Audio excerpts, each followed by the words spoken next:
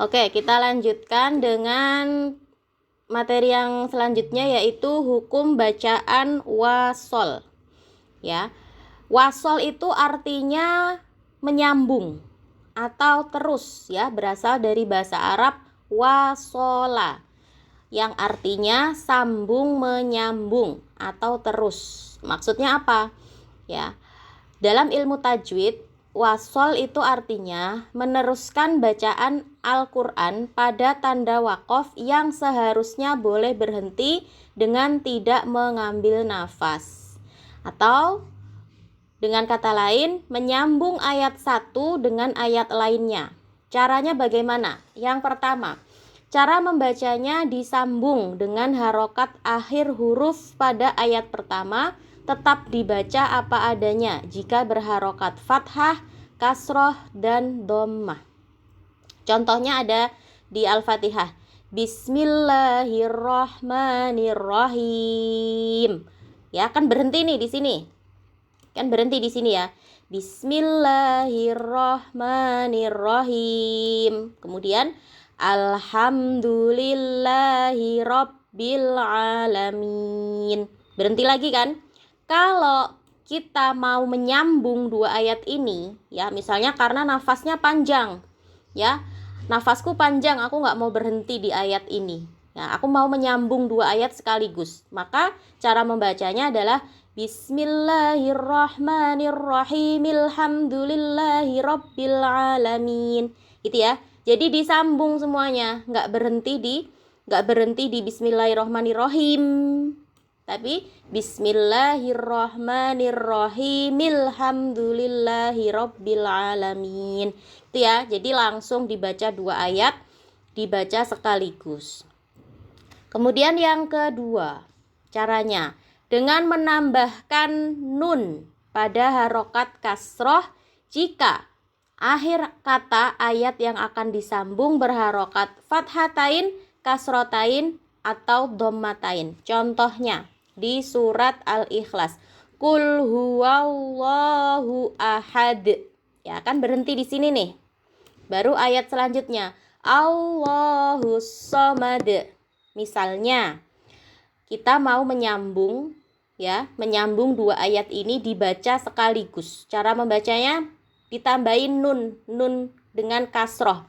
Qul huwallahu ahadunillahus somad.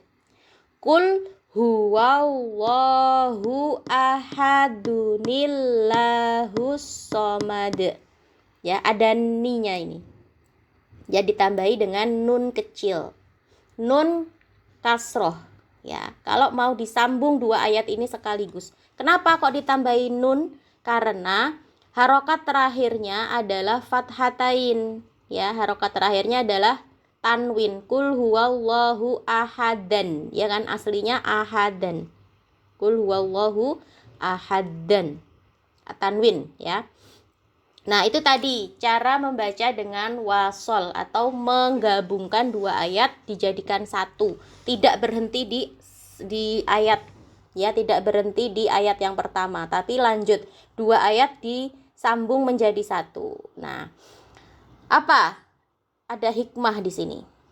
La tuakhir amalaka ilal ghodi ma taqdiru anta malahu al yauma. Jangan tunda pekerjaanmu hingga besok, padahal kamu bisa mengerjakannya hari ini. Sering dengar nggak kata-kata mutiara itu, ya?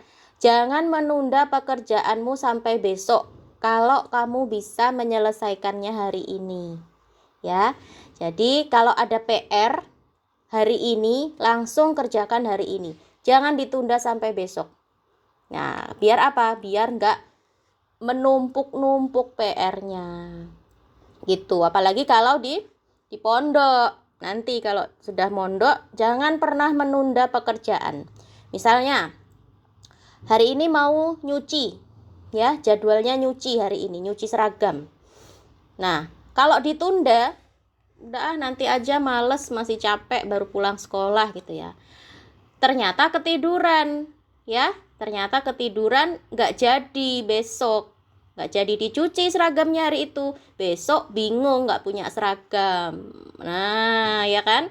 Yang harusnya pekerjaannya diselesaikan hari ini, bajunya dicuci, dijemur, besok kering bisa dipakai. Ternyata apa?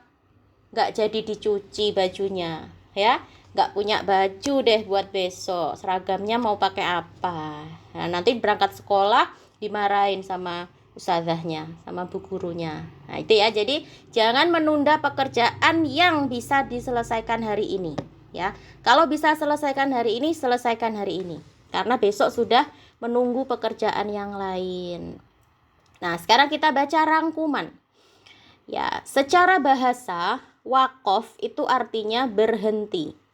Sementara berdasarkan ilmu tajwid atau secara istilah, yang dimaksud dengan waqaf itu artinya memberhentikan bacaan Al-Quran untuk mengambil nafas sejenak atau langsung memberhentikan bacaan Al-Quran, ya. Nah, ditinjau dari niat pembaca Al-Quran saat menghentikan bacaannya itu ada dua. Waqaf itu dibagi dua, yaitu ittirori dan ikhtiyari. Ittirori, yang dimaksud dengan waqaf ittirori itu waqaf karena terpaksa. Misalnya karena tiba-tiba kehabisan nafas, ya, di tengah-tengah membaca Al-Quran tiba-tiba kehabisan nafas, atau tiba-tiba bersin, ya, hashim, tiba-tiba bersin, ya, berarti kan bacaan Al-Qurannya terhenti. Nah, itu namanya waqaf atau berhenti karena terpaksa, atau karena batuk misalnya, ya, tiba-tiba di tengah membaca Al-Quran batuk, kan itu nggak bisa dihindari ya. Nah, itu berarti waqaf atau berhenti karena terpaksa. Dan yang kedua adalah waqaf ikhtiyari.